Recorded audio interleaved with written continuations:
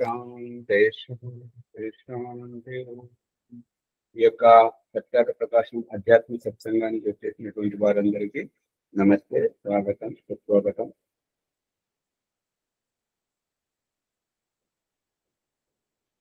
మునీజీ గారు రామకృష్ణ పరహంస మదన్ మోహన్ మాల్వీయ గారి చర్చల యొక్క సారాంశం దేవుడు ఉన్నాడు అనేటువంటి తర్కాన్ని రామకృష్ణ పరహంస గారు స్థాపిస్తే దాన్ని అన్ని రంగాలలో ఖండిస్తున్నటువంటి మదన్ మోహన్ మాల్వీయ గారిని రామకృష్ణ పరమహంస గారు దగ్గరికి వెళ్ళి కౌగిలించుకుంటూ వాహ్ వాహ్ అని మెచ్చుకునేటువంటి వైనం అది పట్టుకోవట్లేదు.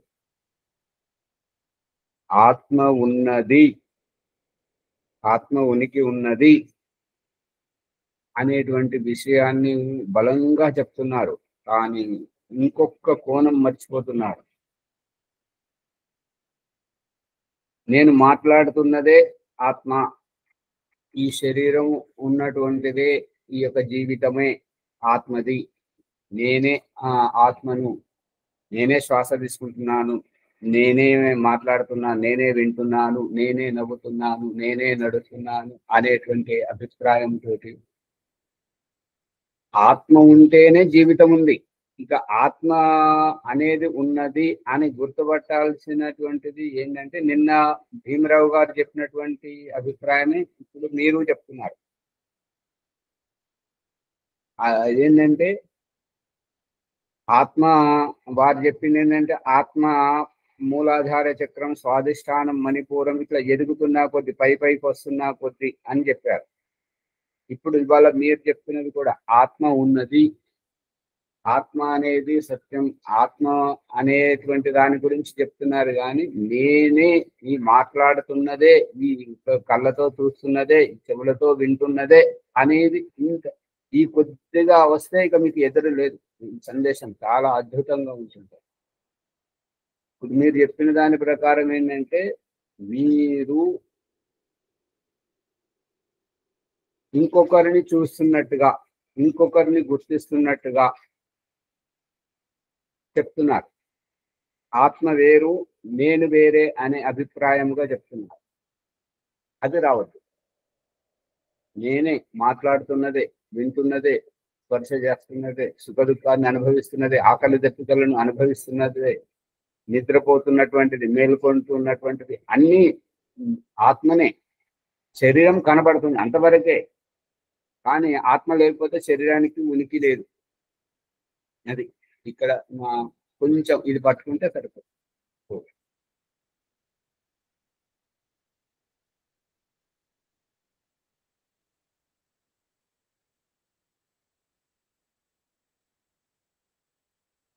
సత్యార్థ ప్రకాశం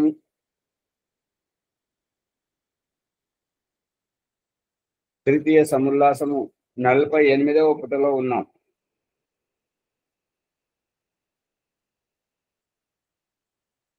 ఇవాళటి ప్రకరణంలో మునిగారు విషయం అంతా చెప్తున్నారు, తత్వాన్ని పట్టుకోవట్లేదు అన్నట్టుగా సవరించడం జరిగింది. దయానంద సరస్వతి కూడా చెప్తున్నటువంటిది ఏంటంటే పదార్థం, పదార్థత యొక్క తత్వజ్ఞానం, పదార్థం యొక్క తత్వం ఏంటి అది తెలుసుకున్నప్పుడు మనకు మోక్షప్రాప్తి లభిస్తుంటది. అది నేనే, ఈ వింటున్నది, నడుస్తున్నది, చూస్తున్నది, శ్వాస తీసుకుంటున్నది అంతా నేనే అనేటువంటి అనుభవంలోకి వస్తే ఆత్మ సాక్షాత్కారమే. అది అభిప్రాయం.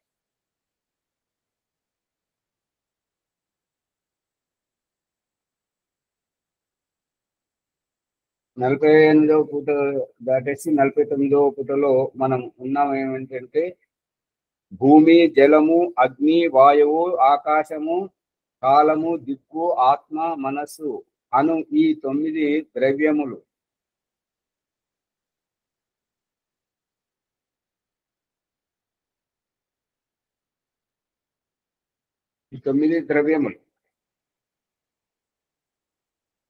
అర్థమవుతుందా? అదే నిన్న సందేహం వచ్చింది ఆచార్య, ఆత్మ ద్రవ్యంలోకి భూమి ఎలా అని. భూమి అంటే కనబడుతున్నది కాబట్టి ద్రవ్యం అనడానికి ఒక కారణం ఉంది. జలము అనేటువంటిది ఒక ద్రవ్యం, అగ్ని అనేటువంటిది ఒక ద్రవ్యం, వాయువు అనేటువంటిది ఒక ద్రవ్యం. ఆకాశమును ఎలా ద్రవ్యంగా చూపించడం ఇక్కడ ఉంది. కాలము ద్రవ్యం ఎలాగా, దిక్కులు ఏ రకంగా, ఆత్మ ఏ రకంగా, మనస్సు ఏ రకంగా, ఇవన్నీ పదార్థములు అనేటువంటి విషయాలు. ఇవన్నీ ద్రవ్యాలు. దేవుడు ఆత్మ ఏ రకంగానైతే ఉనికి గలటువంటి పదార్థము, భగవంతుడు కూడా అదే రకంగా. ఇక్కడ దయానంద సరస్వతి ఈ యొక్క వైదిక రహస్యాన్ని అంచెలంచెలుగా తీసుకొచ్చి చూపిస్తున్నాడు.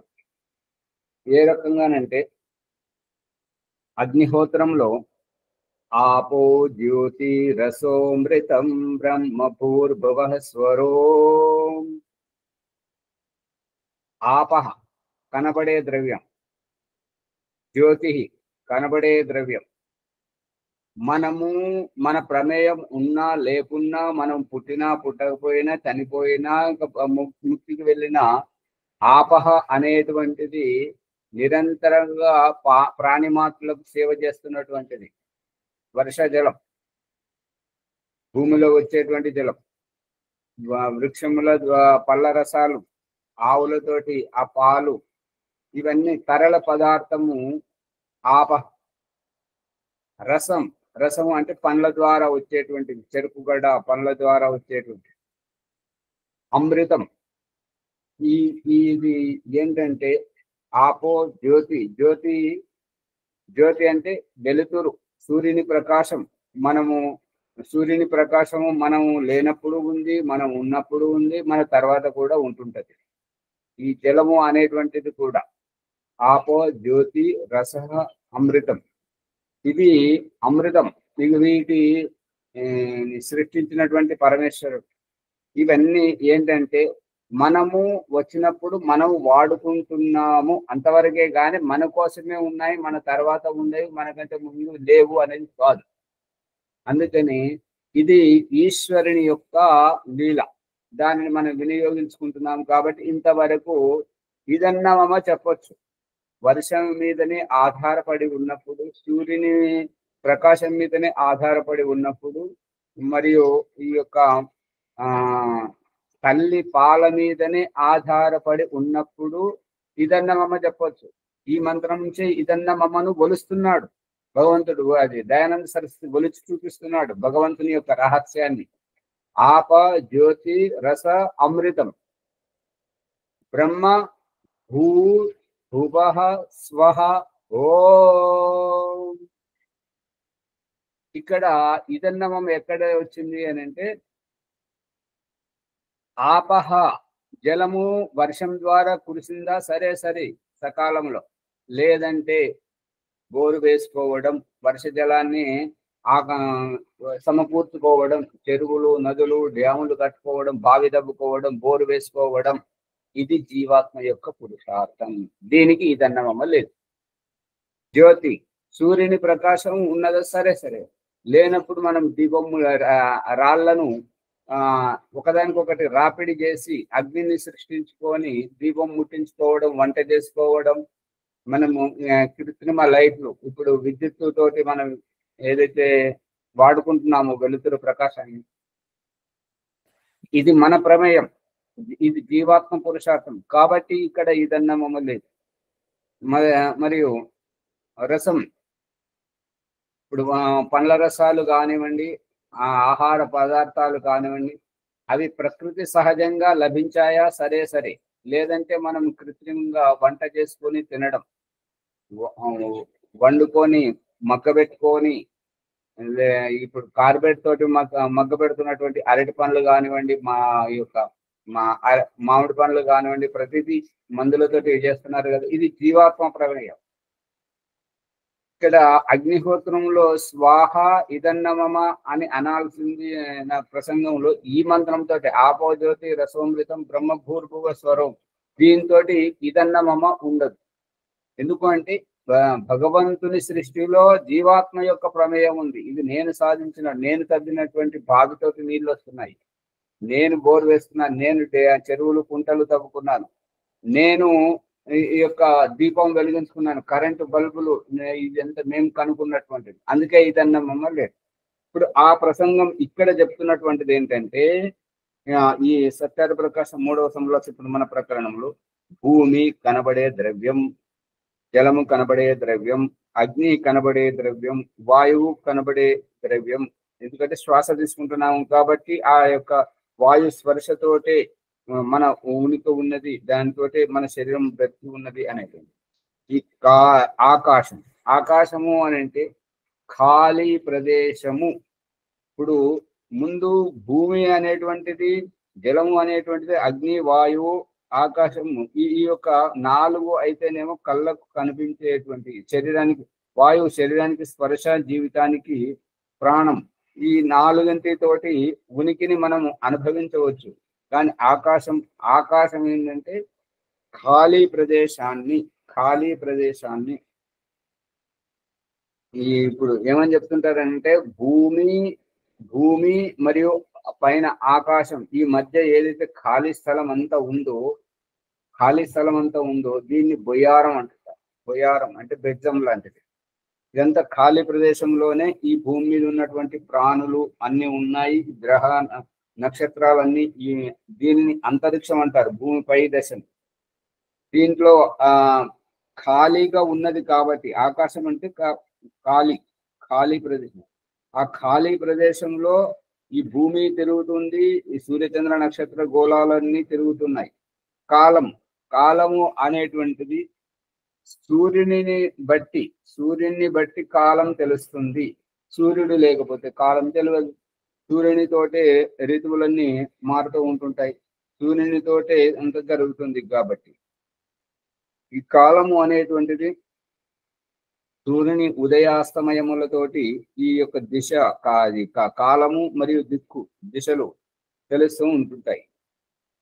అదే విధంగా ఏ రకంగానైతే సూర్యుని ఉదయంతో కాలము దిశలు ఎట్లయితే తెలుస్తూ ఉన్నాయో, అదే విధంగా ఆత్మ అనేటువంటివి జన్మించినటువంటి ప్రతి దేహంలోని అవయవాలు కదలడం, కళ్ళు తెరుచుకు చూడడం, చెవులతో వినడం, నోటితో మాట్లాడడం, అన్నపానీయాలు సేవించడం, మలమూత్రాలు వదలడం, వీటన్నింటి క్రియా పరిణామం ఆత్మ.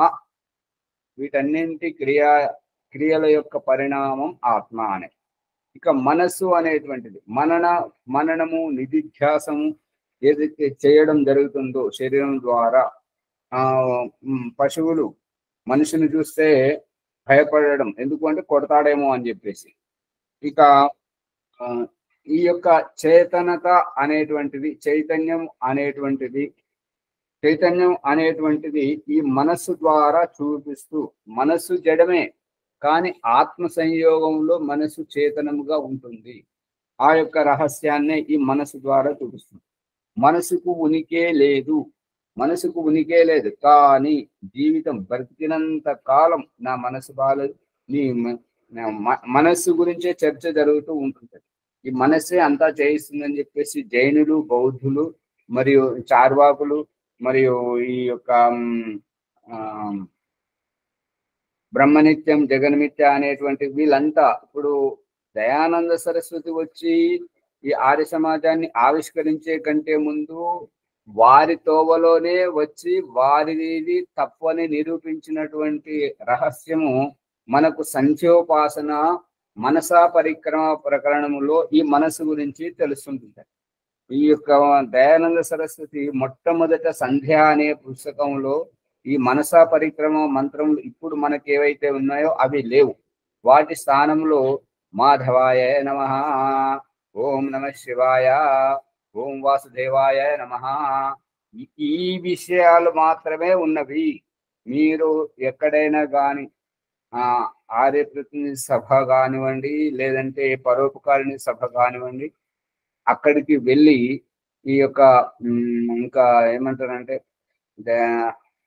రామ్లాల్ కపూర్ ట్రస్ట్ పాణిని మహావిద్యాలయం వేదవాణి కార్యాలయంలో యుధిష్ఠిర్ మీమాంసక్ గారి వైదిక దినచర్య పుస్తకంలో ఈ యొక్క చరిత్ర అంతా రాసేటప్పుడు ఈ మనసా పరిక్రమంలో ఆ వైపు ఆ మంత్రాల యొక్క సంకేతం చేశాడు. చేసి అందరికీ ఇది కొత్తదనం ఏమీ కాదు, మనము ఇదివరకు చేసిందే అనేటువంటిది అందరినీ నమ్మించాడు దయానంద సరస్వతి. నమ్మించి ఇక రెండవ ముద్రణ వచ్చేటప్పుడు అథర్వవేద మంత్రముల యొక్క వేద ప్రామాణికమైనటువంటి ఇప్పుడు మనము చేస్తున్నటువంటి మనసా పరిక్రమ విషయాలను మంత్రాలను 6 మంత్రాలను పొందుపరిచి మనసు అంటే అది కాదు, మనస్సే సర్వస్వము, ఆత్మ లేదు పరమాత్మ లేదు అనేటువంటి భావజాలము జైనులు బౌద్ధులు వీళ్ళు అంతా నమ్ముకునేటువంటిది.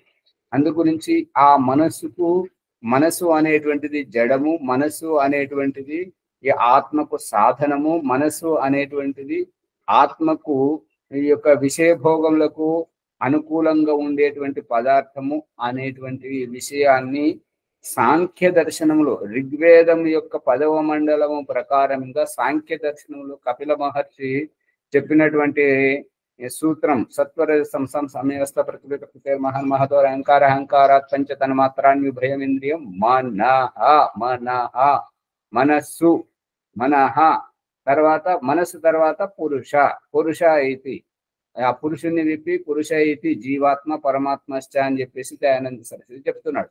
అంటే ఇక్కడ ఏం జరుగుతుంది అని అంటే మనస్సు జడము అనేటువంటి, కానీ ఇక్కడ మనస్సుకు స్వతంత్ర ఉనికిని గుర్తించాలని చెప్పేసి చూపించడం. ఇక జైన ఇప్పుడు విపස්සన ధ్యానం కానివ్వండి, ఇంకా ఒక్క నిమిషం 2 మాటలు. ఈ యొక్క బౌద్ధుల యొక్క విపස්සన ధ్యానం కానివ్వండి, వారు ప్రజలను నమ్మించడానికి విపස්සన ధ్యానం ప్రారంభించేటువంటిది ఆత్మ పరమాత్మ నుంచే మొదలు పెడతా ఉంటారు. 10 రోజుల ఆ ప్రశిక్షణ అయిపోయే వరకు ఆత్మ లేదు పరమాత్మ లేదు, అంతా మనస్సే ఉంది, ఈ మనస్సే సర్వస్వం అన్ని చేస్తుంది అనేటువంటిది నిరూపిస్తారన్నట్టు. అంటే అంత మనసు చుట్టే ఉన్నటువంటి వారి భ్రాంతిని దయానంద సరస్వతి వేదమంత్ర ప్రమాణపూర్వకంగా ఈ మనసా పరిక్రమను తీసుకొచ్చి ఆ భ్రాంతిని దూరం చేశాడు. ఇప్పుడు చెప్పండి మణి గారు. ఇప్పుడు ఆత్మస్థానంలో మనసు నుంచారా అంటే ఎంత మనసుగా చూస్తున్నది. అటు ఎందుకు చూస్తున్నావు, ఈ వస్తువు ఎందుకు తింటున్నావు, అతన్ని ఎందుకు కొట్టావు, ఇతన్ని ఎందుకు రక్షించావు, ఈ ప్రేమగా ఎందుకు ఉంటున్నావు అనే దానికి అంతా నా మనసే నా చేత చేయిస్తుంది అనేటువంటిది వాళ్ళ అభిప్రాయం. ఆత్మ అయితే కనబడట్లేదు కదా, మరి మనసు కూడా కనబడదు కదా. కనబడకుండా అన్ని చేయిస్తుంది కదా, మనస్సే అన్ని చేస్తుంది కదా. ఇప్పుడు కొట్టాలన్నా ప్రేమగా ఉండాలన్నా గౌరవంగా అన్ని చేయాలన్నా మనస్సే కదా. మనసులో జడ పదార్థం అని తెలుసుకున్నాం కదా. తెలుసుకున్న వారు దాన్ని నమ్మరు. మనస్సు జడ పదార్థం అని తెలుసుకున్నటువంటి వారు ఆత్మ గురించి చింతన చేస్తుంటారు. ఎవరికైతే ఆత్మ గురించి తెలియదో, ఆత్మ పట్టుబడట్లేదో అటువంటి వారు ఈ మనసు దగ్గరే ఉండిపోతున్నారు. ఇంతే తేడా. కానీ యథార్థం వేదం చెప్పింది ఆత్మ జడ పదార్థము, ఆత్మ చేతన పదార్థము, మనం జడ పదార్థం అని కదా. అవును ఆచార్జీ. అమ్మా, ఆత్మకి ఇంద్రియాలకి మనసు అంతేనా? మళ్ళీ చెప్పండి. ఆత్మకి ఇంద్రియాలకి మధ్యలో మనస్సు వంతెన? అవునమ్మా. ఇప్పుడు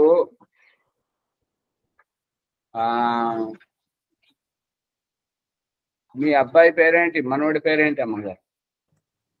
కుశల్. అమ్మగారు విజయదుర్గమ్మ గారు చెప్పండి. మీ అబ్బాయి పేరు, మీ మనోడి పేరు ఏం పేరు? రాజేష్, కుశల్. అప్పుడు ఇప్పుడు ప్రతి ఒక్కరూ తల్లి గర్భం నుంచి స్వతహా పుడుతున్నారు. ఎవరి ప్రారంధానుసారంగా వారు పుడుతున్నారు, జీవన యాత్ర సాగిస్తున్నారు. ఇప్పుడు విజయ దుర్గమ్మ గారితో ఓంప్రకాష్ అడుగుతున్నటువంటిది ఏంటంటే రాజేష్ కు కుశల్కు ఏమిటి సంబంధం? మనం ఎలా పుట్టామో వారు కూడా రాజేష్ అలాగే పుట్టాడు, కుశల్ అలాగే పుట్టాడు. వాళ్ళు అలాగే కళ్ళతో చూస్తున్నారు, చెవులతో వింటున్నారు, నోటితో మాట్లాడు, కాళ్ళతో నడుస్తున్నారు, చేతులతో పని చేస్తున్నారు. కానీ వారికి మనకి ఏమిటి సంబంధం? ఇదే ఇంద్రియాలకు, మనసుకు, ఆత్మకు కలిగినటువంటి సంబంధం. అది విడదీయనటువంటిది. అందుకే ఓం ప్రకాష్ ఈ అంతర్రహస్యాన్ని విడమర్చి చెప్తున్నటువంటిది ఏంటంటే సంధ్యోపాసన ఆ అంగస్పర్శ మంత్రాల దగ్గర నీవు స్వర్గ సుఖాన్ని ఏవగించి పోతున్నావు, అక్కడ నీవు ఒంటరిగా బిక్కుబిక్కుమంటూ ఇబ్బంది పడుతుంటావు. కాబట్టి నీకు ఎక్కడికి పోతున్నావో, ఎందుకు పోతున్నావో నీకు అవగాహన కలిగే వరకు కాలక్షేపముగా ఈ ఇంద్రియాలను తోడుగా ఉంచుకో. అర్థమవుతుంది అమ్మగారు? అర్థమవుతుంది. ఇక ఎప్పుడైతే ఇంద్రియాలతోటి మనకు కాలక్షేపమే జరుగుతుంది, దీనివల్ల ఉపయోగం లేదు అన్నప్పుడు ఇంద్రియ జీవితులు అవుతుంటారు, ఇంద్రియాలను జయిస్తుంటారు. ఇప్పుడు మనసు మనం ఏమన్నా జడ పదార్థం అన్నాము, జడ పదార్థం అన్నప్పుడు అమ్మగారు అదే వదిలేండి. ఇప్పుడు ఏంటంటే ఓం ప్రకాష్ ఇంతగా చెప్తున్నాడు. ఆ ప్రారంభంలో ఆయుర్వేదం గురించి చెప్పాడు, ఆరోగ్యం గురించి అన్ని చెప్పాడు. కానీ ఇక్కడ ఒక విషయంలో మాత్రం విజయ దుర్గమ్మ గారు చెప్పినటువంటి సూత్రాన్ని పాటిస్తే ఓం ప్రకాష్ గారి ఒక సమస్య నయమైంది. అంటే ఇప్పుడు విజయ దుర్గమ్మ గారి చిట్కా ఓం ప్రకాష్ కు తెలియదు అన్నట్టే కదా. కానీ ఈ నిన్న మొన్న ఆంధ్రప్రదేశ్లో ఆ ఆటో రిక్షా వాళ్ళ గురించి లోకేష్ గారు ప్రసంగించడం, పవన్ కళ్యాణ్ గారు చంద్రబాబు నాయుడు గారు ఆటో వాళ్ళ చొక్కా వేసుకొని చంద్రబాబు గారు చెప్పడము, లోకేష్ గారి ప్రవచనం విని అది పవన్ కళ్యాణ్ గారు నవ్వడం చూసారు కదా అమ్మగారు టీవీలో. నేను ఈ రాజకీయ చూడరా? అవి చూడరు, అయితే సరిపోయింది. అయితే ఇప్పుడు ఏమైనా కానీ ఈసారి మాత్రం వర్షాలు బీభత్సంగా పడుతున్నాయి, అతలాకుతలం అవుతుంది. పడుతున్నాయా లేవా? ఇక్కడ పడట్లేదు ఆచార్య. పడట్లేదా? మీరు అన్నిటికీ మీది ఏది ఏమైనా కానీ తిరుపతి లడ్డు ప్రసాదం మాత్రం దాని ప్రత్యేకతే వేరు.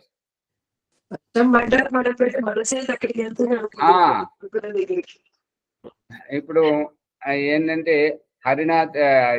అమర్నాథ్ గారు యజ్ఞం చేయిస్తానంటున్నారు, పరిస్థితుల వల్ల తేదీ మారుతూ వస్తుంది. దానికి ఆ పరిస్థితుల్లో ఎవరేం చేయలేరు కదా అమ్మగారు. ఇక్కడ చూడండి, అమర్నాథ్ గారు అనగానే మనసు అమర్నాథ్ గారిని తెచ్చి చూపించింది. ఆ తిరుపతి లడ్డు అనగానే తిరుపతి ఆ యొక్క పదార్థాన్ని తీసుకొచ్చి చూపించింది. ఇక వర్షాలు అనగానే ఒక చోట పడుతున్నాయి, ఇంకొక చోట పడట్లేదు. వర్షము అనగానే ఆ వర్షాన్ని చూపించింది. మళ్ళీ ఈ రకంగా మనం ఏ విషయాన్ని తెలుసుకుంటే అక్కడికి అది చూపిస్తుంది. కాబట్టి మనము చీకట్లో పోతున్నప్పుడు, ఏదైనా టార్చ్ లైట్ వెలుతురుతో పోతున్నప్పుడు ఏదైనా సప్పుడైతే ఆ తప్పుడైన వైపు ఈ ఊహంతా మనసుదా ఆత్మదా? ఆత్మదే. ఆత్మదేనా? మనస్సు అనేటువంటిది టార్చ్ లైట్ లాంటిది, మనసు బటన్ వేస్తేనే వెలుగుతుంది అంతే. బటన్ వేయకపోతే అట్లే ఉంటుంది.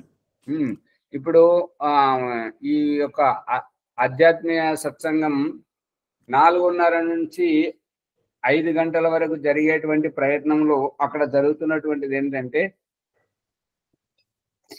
ఎవరైతే ఈ యొక్క ఆధ్యాత్మ చింతన చేస్తుంటారో వారికి ఇంట్లో ఎవరున్నారు, ఏ మూలన ఏ వస్తువు ఉంది, ఎవరితో మాట్లాడాలని ఆ ధ్యాస వస్తుందా?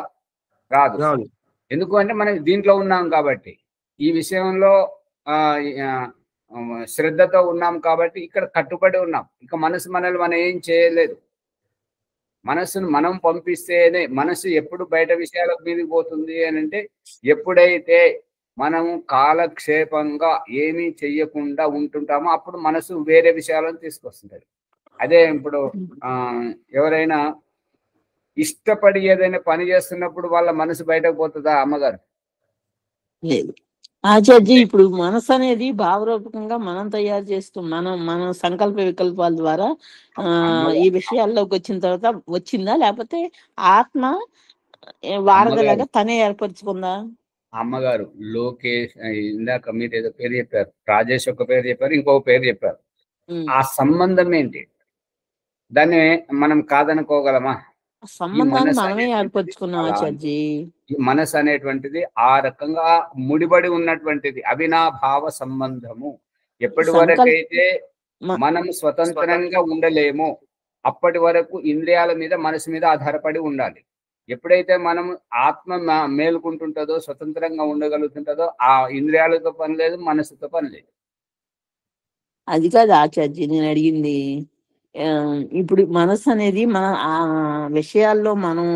విషయాల్లోకి ఆత్మ రావటానికి సంకల్ప వికల్పాల ద్వారా ఆత్మ ద్వారా వచ్చిందా, మనం విషయ పరంపరంగా వచ్చిందా? నాకు అది వివరంగా చెప్పండి. ఇప్పుడు దాని యొక్క రహస్యం ఏంటంటే, ఇప్పుడు బంధమైన వారధైనా సంకల్పం లేకుండా ఎవరు ఏర్పరచం కదా. ఆ సంకల్పం అనేది ఆత్మదా, లేకపోతే మనం విషయాల్లో ప్రవేశించడం వల్ల వచ్చిందా ఈ సంకల్ప వికల్పాలు? విషయాలు లేనప్పుడు సంకల్ప వికల్పాలు కూడా పోతున్నాయి కదా. ఇప్పుడు ఈ యొక్క సంకల్ప వికల్పమే ఆత్మ యొక్క పురుషార్థం. ఆ సంకల్ప వికల్పముల ద్వారా మనస్సును పంపిస్తుంది, తనకు విషయ భోగం కావాలి. మనసును పంపిస్తుంది, ఆత్మనే పంపిస్తుంది. అందుకే పాణిని మహర్షి, పతంజలి మహర్షి చెప్తున్నటువంటిది ఏంటంటే, ఆత్మ బుద్ధ్యా సమేత్య అర్థాన్ మనోయుంక్తే వివక్షయ మనః కాయాగ్నిం ఆహంతి సా ప్రేరయతి మారుతం.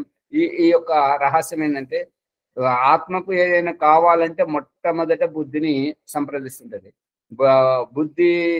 బుద్ధి వెళ్ళి మనసును సంప్రదిస్తుంది, మనసు వెళ్ళి ఇంద్రియాలను సంప్రదిస్తుంది, ఇంద్రియాలు విషయాల దగ్గరికి వెళ్తుంటాయి, ఆ విషయాలు ఇంద్రియాలు తీసుకొచ్చి ఆత్మకు అప్పగిస్తాయి. ఇది ఒక వైపు. ఇంకొక వైపు ఏంటంటే, బుద్ధి పనిచేస్తున్నది కూడా ఆత్మ ప్రమేయంతో. మరి ఆ బుద్ధి వెళ్ళి మనస్సును ప్రేరేపిస్తున్నప్పుడు ప్రభావితమవుతున్నటువంటి మనస్సు కూడా ఆత్మ ప్రమేయంతో అవుతుంది.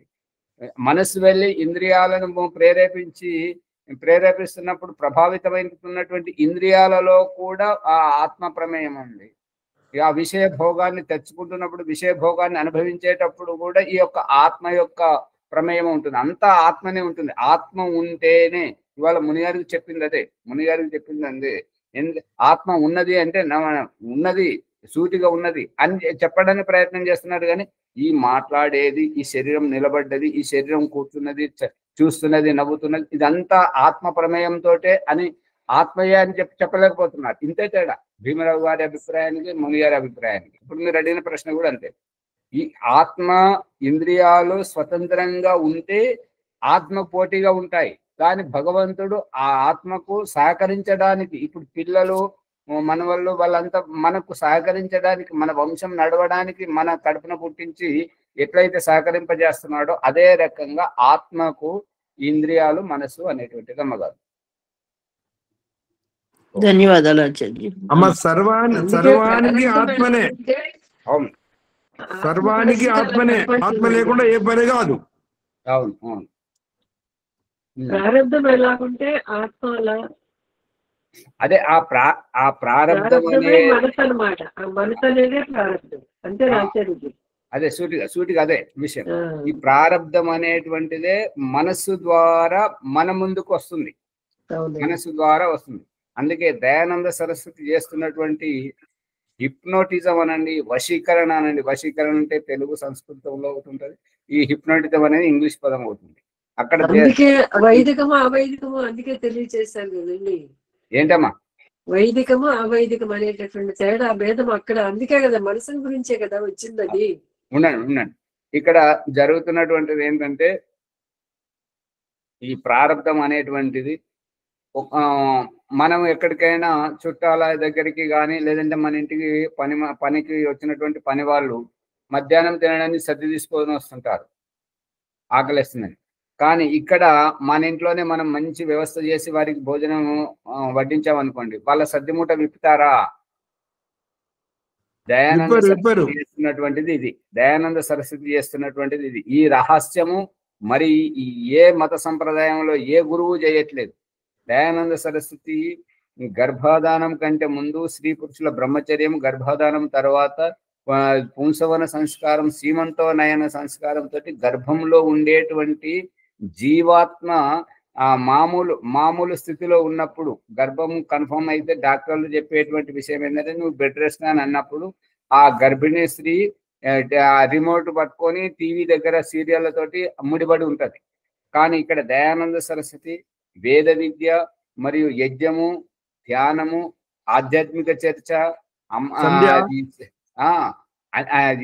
దౌహృదిని అనే పుస్తకం కూడా ఉన్నది. దౌహృదిని అంటే గర్భంలో ఎదుగుతున్నటువంటి పిండం యొక్క హృదయం ఎప్పుడైతే కొట్టుకోవడం మొదలవుతుంటుందో, ఎప్పుడైతే ఈ మస్తిష్కము, కపాలము, మస్తిష్కం, చిన్న మెదడు, కుడి మెదడు, ఎడమ మెదడు, ఈ మూడు కలిసి అతుక్కోవడం జరుగుతుంది. అప్పుడు సీమాంతం, సీమ అంటే అంచులు, ఆ అంచులు అతుక్కునేటువంటిది. మూడు వేర్వేరు పదార్థాలు ఒక్కటిగా అయ్యేటువంటి స్థితిలో ఈ సీమంతోనైన సంస్కారంతో అక్కడ జరుగుతున్నటువంటిది. ఇదంతా జీవాత్మకు ఆరోపణ చేయడం. ఏ రకమైతే వ్యవసాయదారుడు భూమిని సాగు చేసి విత్తనం నాటుతూ ఉంటుంటాడో, దయానంద సరస్వతి మంచి భావాలను గర్భస్థ శిశు పిండములోనే ఈ యొక్క నేర్పిస్తున్నాడు గర్భిణీ స్త్రీ ద్వారా. ఇది ఇక్కడ తయారవుతుంది. ఇక వేరే వాళ్ళకు ఈ అవకాశం లేదు కాబట్టి ఆ సెల్ ఫోన్ తోటి, టీవీ తోటి, ఈ టీవీ సీరియళ్ళు, సినిమాలతోటి, ఆ యొక్క పాటలతోటి వాళ్ళు ఎట్లెట్లా విక్షిప్తంగా ఉంటే పుట్టినటువంటి సంతానం అంత విక్షిప్తంగా ఉంటుంటది.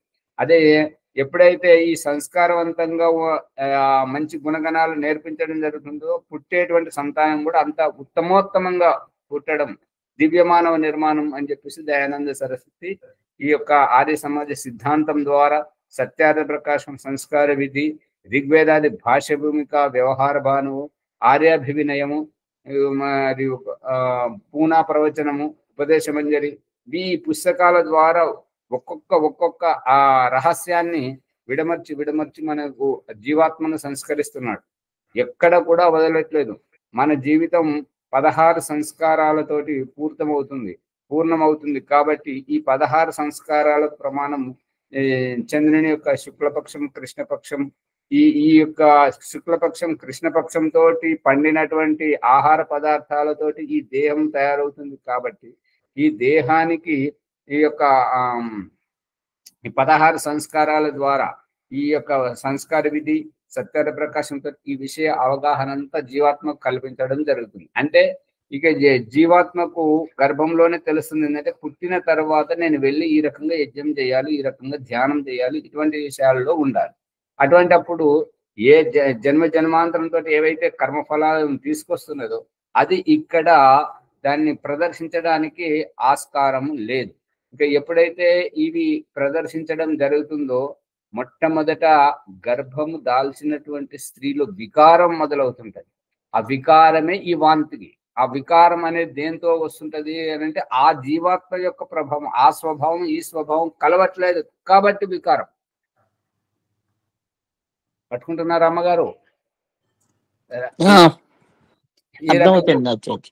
ఏ రకంగా స్వభావం ఒకదానికి. ఇప్పుడు డయాలసిస్ చేసుకున్నటువంటి వారు, రక్త మార్పిడి చేసుకున్నటువంటి వారు కొత్త రక్తం వస్తే శరీరంలో ఎటువంటి ఎలర్జీ అయితే ప్రారంభం అవుతుంటుందో, దురద పెట్టి వారికి ఎంతైతే ఇబ్బంది పెడుతుంటుందో నెమ్మదిగా అది శరీరం రక్త కణాలతో కలిసిపోయినప్పుడు మళ్ళీ ఆ ఇబ్బంది అనేటువంటిది ఉండదు. అదే విధంగా ఈ వాంతులు అనేటువంటి రావడం, దాంతో ఈ యొక్క స్వభావం ఒకటిగా ఏర్పడ్డప్పుడు ఇక ఎటువంటి ఇబ్బంది ఉండదు. ఇక్కడ దయానంద సరస్వతి స్థూలంగా ఉన్నటువంటి భూమిని, జలమును, అగ్నిని, వాయువును, ఆకాశమును, కాలము, దిక్కు, ఆత్మ, మనస్సు అనేటువంటి ఇవన్నీ చెప్పుకుంటూ వస్తున్నాడు ఒక్కొక్కటి. స్థూలం నుండి సూక్ష్మం వైపు తీసుకొస్తున్నాడు మునిగారు. చాలా జాగ్రత్తగా గమనించాలి. ఇక్కడ ఈ సూక్ష్మానికి వచ్చినప్పుడే మనకి ఒక ఆత్మ ద్రవ్యం యొక్క సాక్షాత్కారం జరగడం అవుతుంది. అందులో ద్రవ్య లక్షణాలు ఈ విధంగా చెప్తున్నాడు. క్రియా గుణవత్ సమవాయి కారణమితి ద్రవ్య లక్షణం వైశేషిక దర్శనము ప్రథమ అధ్యాయం ప్రథమ పాదము 15వ సూత్రం. క్రియాశ్చ క్రియలు కళ్ళతో చూడడము, నోటితో మాట్లాడడం, చెవులతో వినడం, ఇటువంటి క్రియలు, కాళ్ళతో నడవడం, చేతులతో పనిచేయడం, ఈ క్రియ.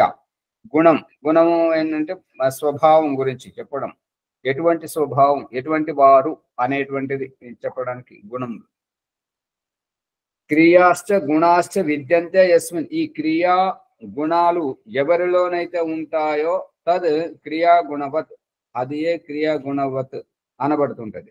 ఈ క్రియలు గుణములు కానీ కేవల గుణములు కానీ దేని యందు ఉండును అది ద్రవ్యం అనబడును. అంటే ఆత్మలో ఉంటాయి కాబట్టి ఆత్మ ఈ రకంగా ద్రవ్యము అనేటువంటిది అభిప్రాయం. ద్రవ్యములలో పృథివీ, జలము, అగ్ని, వాయువు, మనస్సు, ఆత్మ.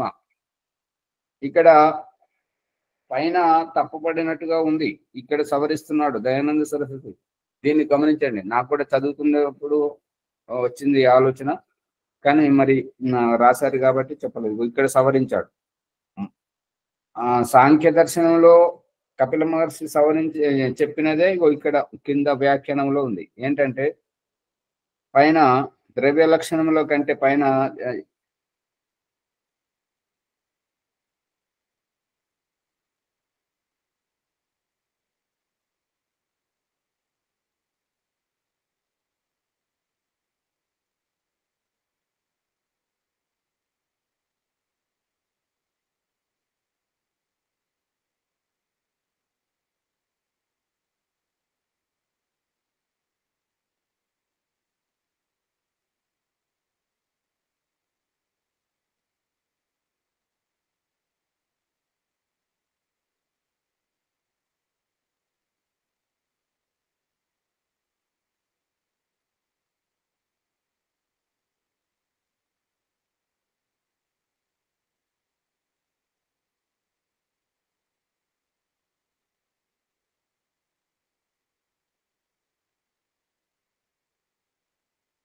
ఆచార్యజీ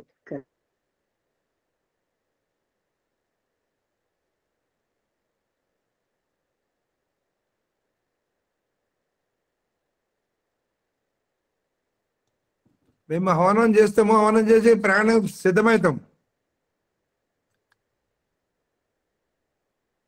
మ్యూట్ లో ఉన్నారు. మీట్ లో ఉన్నారు ఆచార్య, మీరు మీట్ లో ఉన్నారు. ఇది ఒక నిమిషం ఈ ప్రకరణం పూర్తి చేస్తే ఇక్కడ చెప్తున్నటువంటిది ఏంటంటే ఆత్మ తర్వాత మనసు రాశారు. దానిని కింద సాంఖ్య దర్శనం ప్రకారం ఏంటంటే మనః పురుష ఇది. మనస్సు అనేటువంటిది ఆత్మ కంటే ముందుండాలి.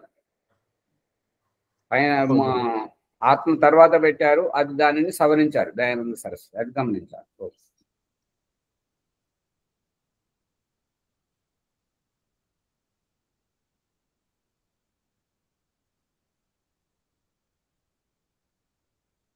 మనసు తర్వాతే ఆత్మ ఉందిగా ఆచార్యజీ. ఆ మనసు తర్వాతే ఆత్మ ఇచ్చారు కదా. అదే కింద ఉన్నది, పైన చూడండి. పైన అదే దాన్ని ఇక్కడ సవరించారు అని చెప్తున్నాను అంతే.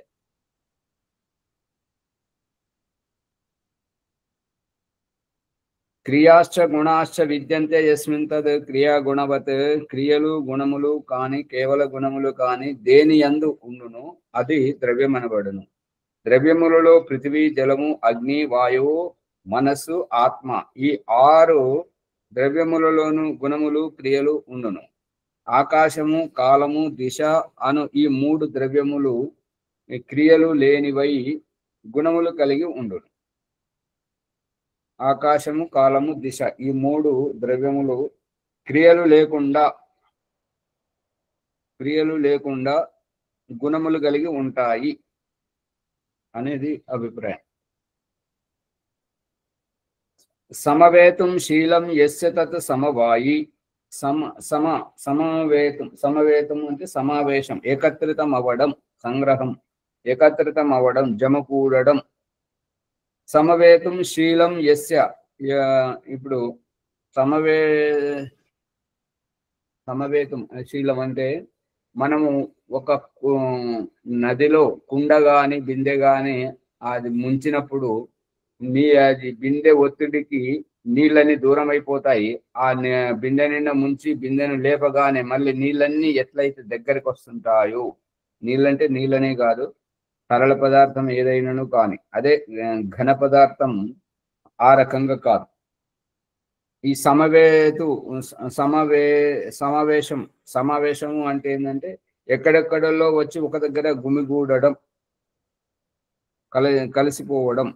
సమవేతం శీలం యస్య, సమావేశం అయ్యేటువంటి స్వభావం ఎవరిలోనైతే ఉంటుంటుందో, దేంట్లోనైతే జరుగుతుంటుందో అది సమవాయి. ప్రాగ్ వృత్తిత్వం కారణం. ప్రాగ్ అంటే మొదట, వృత్తిత్వం, వృత్తి అంటే వ్యవహారం, కారణం అంటే సమావేశం కావడానికి ఏంటి అంటే ముఖ్యమంత్రి వస్తున్నాడు, ప్రధానమంత్రి వస్తున్నాడు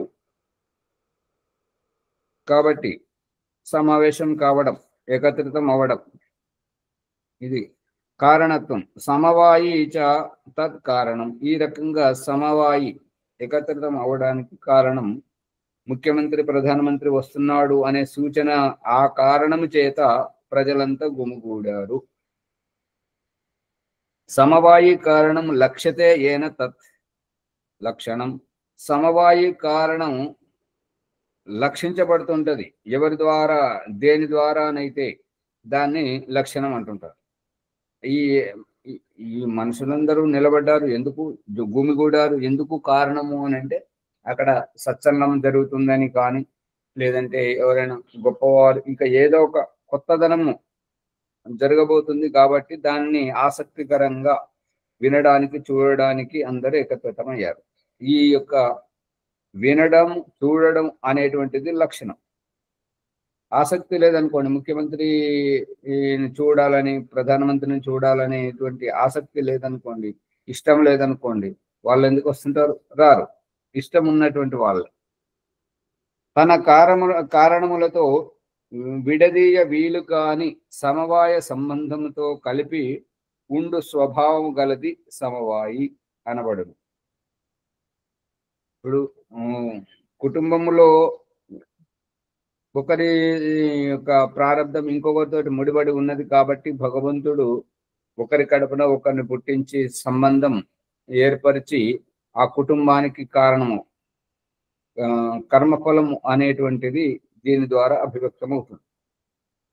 లేదంటే ఆ పిల్లలు మన కడుపున ఎందుకు పుట్టారు, మనం వారి కడుపున ఎందుకు పుట్టలేదు, పక్కింటి వాళ్ళ కడుపున ఎందుకు పుట్టలేదు అని అంటే వారితో మనకు అవినాభావ సంబంధం, కర్మఫలం అనేటువంటిది ముడిపడి ఉన్నది కాబట్టి ఆ రకంగా.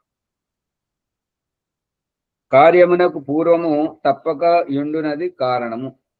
కార్యానికి ముందు తప్పక ఉండేటువంటి దాన్ని కారణం అంటారు. ఈ విధంగా ఇట్లు కార్యమునకు పూర్వముగా తప్పక ఉండు కార్యమున సమవాయి సంబంధంతో కలిసి ఉండు స్వభావం గలది సమవాయి కారణం. ఇప్పుడు ఇందాక చెప్పుకుంటున్నటువంటి విజయదుర్గమ్మ గారితో చెప్పుకుంటున్నటువంటి సంబంధం ఏంటంటే మా కొడుకుకు మనవడికి ఏంటంటే అది సంబంధం, దాన్ని విడదీయరాదు. అది ఆ విధంగా ఇక్కడ చెప్పడం జరుగుతుంది. ఇట్లు కార్యమునకు పూర్వము, కార్యానికంటే ముందు తప్పక యుండి కార్యమును సమవాయి సంబంధంతో కలిసి యుండు స్వభావం గలది. ఈ స్వభావం అనేటువంటిది ఇప్పుడు ఏంటంటే నీళ్లు అనేటువంటివి పాలలో కలుస్తాయి, రసంలో కలుస్తుంటాయి. పంచదార తరల పదార్థంలో కలుస్తుంటది, ఉప్పు పప్పులో కలుస్తుంటది. ఈ కలిసిపోయేటువంటి స్వభావము దాన్ని సమవాయ కారణం అనడం జరుగుతుంది. ఉప్పును విడిగా తినడం కుదరదు. చక్కెరను బెల్లమును తినొచ్చేమో కానీ ఉప్పును తినడం, కారమును తినడం అది కుదరదు. ఇంకా దేనితోటైనా కలుపుకొని తినడం. హింగువను ఊరికే తినలేము, దాన్ని నూనె నెయ్యితోటి తాలింపు వేసుకొని తినవచ్చును, సంస్కరించుకొని తినవచ్చును. ఈ రకంగా సమవాయి కారణం ఒకరితో కలిస్తేనే ఇంకా మూడవది తయారవుతుంది. కరివేపాకు వాసన స్వతంత్రంగా ఒకటి, ఇది తాలింపులో వేసినప్పుడు అన్నిటితో కలిసినప్పుడు మరొకటి. ఆ రకంగా పప్పు రుచి ఇంకొక రకంగా, వట్టిగా ఉడకబెట్టిన పప్పు ఒక రకంగా, తాలింపు వేసినటువంటిది మరొక రకంగా. ఈ రకంగా సమవాయి కారణం అది ద్రవ్యమే అగును.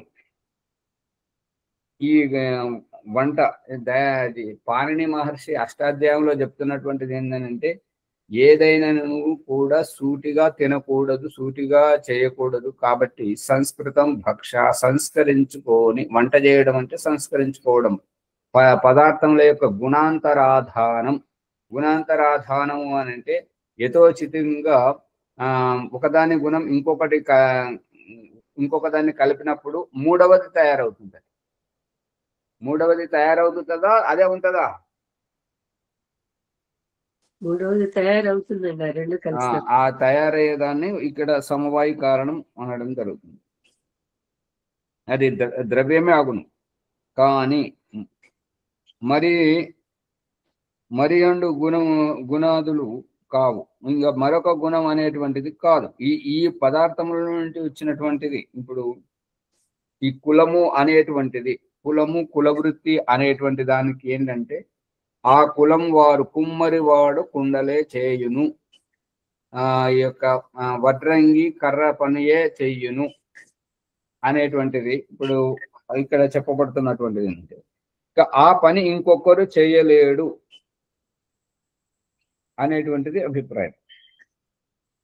చేయలేడు అని కాదు, చేయకూడదు కాబట్టే ఆ కులము వారికి, కులవృత్తుల వారికి అది పరిమితం అవుతుంది. కావున ద్రవ్యమునకు లక్షణము సమవాయి కారణం అనిపిస్తుంది.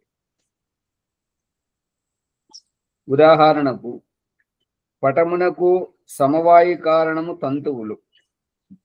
ఇక దాన్ని ఇంకా విడమర్చి చెప్తున్నటువంటి ఏంటంటే, మనము కూర వండుకోవడానికి, శాకం వండుకోవడానికి తాలింపు వేసేటప్పుడు పాత్ర దోషం పోవడానికి వేడి చేయడం, ఆ వేడి అయినటువంటి పాత్రలో నూనె పోయడం, ఆ నూనె దోషం పోయిన తర్వాత తాలింపు గింజలను వేయడం, ఒకదానితో ఒకటి ఈ రకంగా చేస్తున్నప్పుడు దాని యొక్క గుణం ఏ రకంగా అయితే మారుతుందో దాని గురించి చెప్తున్నాడు అనమాట. పటము అంటే వస్త్రము. ఈ వస్త్రం యొక్క సమవాయి కారణం తంతువులు అంటే దారపోగులు అడ్డముగా పొడవుగా ఈ రకంగా అల్లుకున్నట్టుగా ఆ పోగులను మాత్రమే మనం అల్లుతుంటాం. ఆ అల్లినటువంటి పరిణామం వస్త్రముగా మనకు కనిపిస్తుంటుంటది. అందుకని వస్త్రము తయారు కావడానికి ఆ పోగులు అని చెప్తున్నాడు. ఘటమునకు సమవాయి కారణము మృత్తిక. ఆ కుండ తయారు కావడానికి మట్టి. ఘటపటములలో ఉండు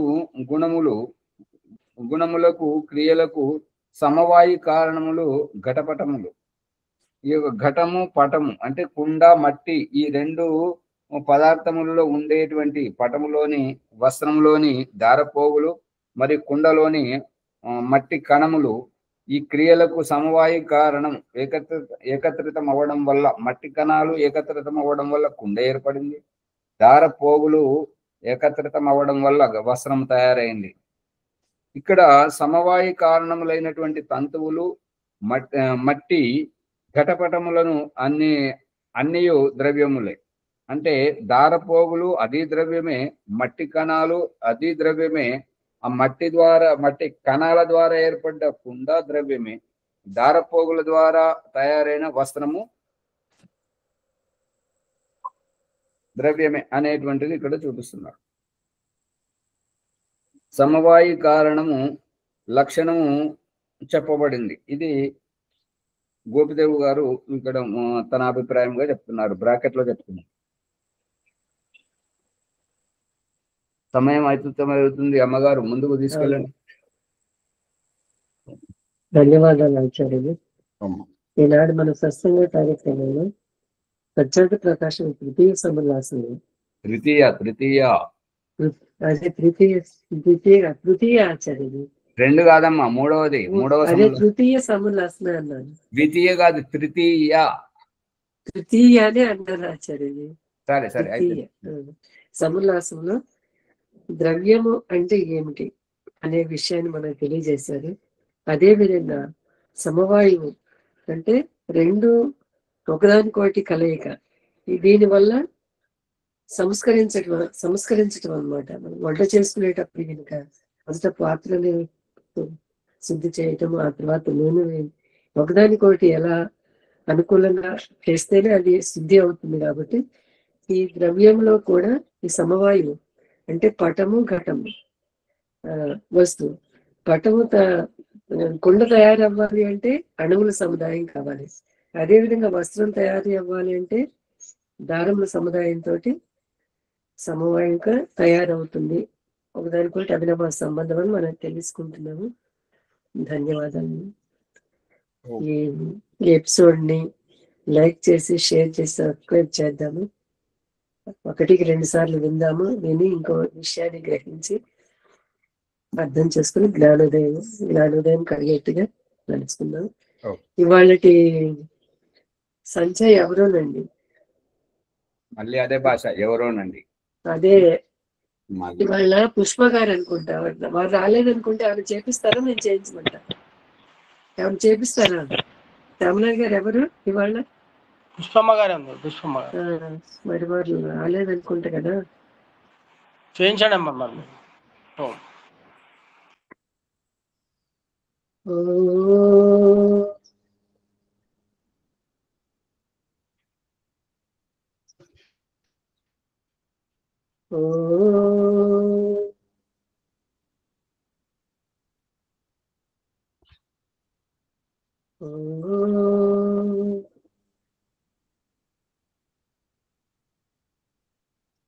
మన సంధ్యాయోగ బ్రహ్మ సాక్షాత్కారం. ఓం అమృతోపస్తరణమసి స్వాహా. ఓం అమృతాభిరానమసి స్వాహా. ఓం సత్యం యశస్వీర్మయ శ్రీతిశ్రయతాం స్వాహా. ఆచమన మంత్ర. ఓం స్థిన్నో దేవీరభిష్టయ ఆపో భవంతు పీతయే శయ్యోరభిస్రవంతు నః. అంగస్పర్శ మంత్ర. ఓం వాక్ వాక్. ఓం ప్రాణః ప్రాణః. ఓం చక్షు చక్షుః. ఓం శ్రోత్రం శ్రోత్రం. ఓం నాభిః. ఓం హృదయం. ఓం కంఠః. ఓం శిరః. ఓం బాహుభ్యాం యశోబలం. ఓం కరతల కర పృష్ఠే. మార్చన మంత్ర. ఓం భూః పునాతు శిరసి. ఓం భువః పునాతు నేత్రయోః. ఓం స్వః పునాతు కంఠే. ఓం పునాతు హృదయే. ఓం జన పునాతు నాభ్యాం. ఓం తపః పునాతు పాదయోః. ఓం సత్యం పునాతు కునశిరసి. ఓం ఖం బ్రహ్మ పునాతు సర్వత్రా. ప్రాణాయామ మంత్రం. ఓం భూః. ఓం భువః. ఓం స్వః. ఓం మహః. ఓం జనః. ఓం తపః. ఓం సత్యం. అగమర్షణం. ఓం రితం చ సత్యం చ భీతా తపసో జాయత. తతో రాత్ర జాయత. తతః సముద్రోర్ణవః. సముద్రాదర్ణవాదవి సంవత్సరో అజాయత. అహోరాత్రాణి విదదత్ విశ్వస్య మిషతో వసి. ఓం సూర్య చంద్రమసౌఘాత యదా పూర్వమకల్పయత్ దివం చ పృథివీం చ అంతరిక్షమదో స్వః. ఆచమన మంత్రం.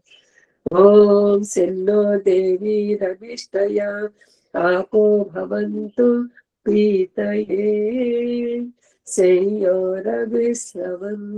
నః. అథ మనసా పరిక్రమ మంత్ర. ఓం ప్రాచీదిగగ్నిరధిపతిరసితో రక్షితో నిత్యాయిషవః. తేభ్యో నమో అధిపతిభ్యో నమో రక్షత్రిభ్యో నమ ఇషిభ్యో నమ ఏభ్యోస్తు. योऽस्मान् वेष्टि यं वयं विश्वस्तं वो जन्मे दद्मः दक्षिणादिविन्द्रोऽधिपतिः स्थिरस्थिराजी रक्षिता पितर ईशवः तेभ्यो नमो अधिपतिभ्यो नमो रक्षतृभ्यो नम ईशेभ्यो नम येभ्यो अस्तु योऽस्मान् वेष्टि यं वयं विश्वस्तं वो जन्मे दद्मः प्रदेशे दिक्कु वरुणोऽधिपतिः पृदाकु रक्षिता न विषवः तेभ्यो नमो अधिपतिभ्यो नमो रक्षतृभ्यो नम ईशेभ्यो नम येभ्यो अस्तु योऽस्मान् वेष्टि यं वयं विश्वस्तं वो जन्मे दद्मः उदीची दिक्कु सोमोऽधिपतिः स्वजो रक्षिता शनिरिषवः तेभ्यो नमो अधिपतिभ्यो नमो रक्षतृभ्यो नम ईशेभ्यो नम येभ्यो अस्तु योऽस्मान् वेष्टि यं वयं विश्वस्तं वो जन्मे दद्मः ध्रुवादिक्कु विष्णुरधिपतिः कल्माषग्रीवो रक्षिता वीरुद इषवः तेभ्यो नमो अधिपतिभ्यो नमो रक्षतृभ्यो नम ईशेभ्यो नम येभ्यो अस्तु योऽस्मान् वेष्टि यं वयं विश्वस्तं वो जन्मे दद्मः ॐ बुद्ध्वादिक्कु बृहस्पतिरधिपतिः श्रित्रो रक्षिता वर्षमिषवः तेभ्यो नमो अधिपतिभ्यो नमो रक्षतृभ्यो नम ईशेभ्यो नम येभ्यो अस्तु योऽस्मान् वेष्टि यं वयं विश्वस्तं वो जन्मे दद्मः नमस्कारमन्त्रः जातवेदसे सुनवाम सोममरातीयतोनि दहाति वेदः स नः पर्षदति दुर्गाणि विश्वानावेव सिन्धुं दुरितात्यग्निः चित्रं देवानामुदगादनेकं चक्षुर्मित्रस्य वरुणस्याग्नेति आप्रार्थ्यावा पृथ्वी अन्तरिक्षं सूर्यात्मा जगतस्तस्य उदुत्यं जातवेदसं देवं वहन्ति केतवः दृशे विश्वाय सूर्यम् उद्वयं तपसा स्मरिस्माः पश्यन्त उत्तरं देवं देवत्रा सूर्यमगन्मज्योतिरुत्तमम्